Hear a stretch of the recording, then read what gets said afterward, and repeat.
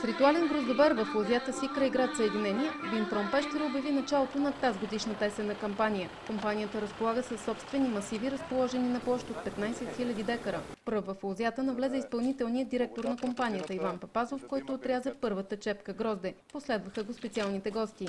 Смея да твърдя, че това е една от най-хубавите реколти в последните 10 години.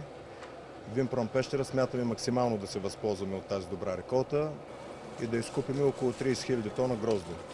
С пожелания за берекет от Папазов, между редовете тръгнаха гроздоберачки и комбайни. Машините ще работят и през нощта. Така гроздето ще бъде събрано на време и ще се запази необходимото качество. Насъжденията за специалните селекции вина и ракии обаче ще се берат само на ръка. Гроздето се преработва в завода за производство на алкохолни напитки, който се намира в град Съединение. Там изпълнителният директор Иван Папазов посрещна първия камион, натоварен догоре с първокласно грозде и разби бутилка шампанско за успешен старт на кампанията.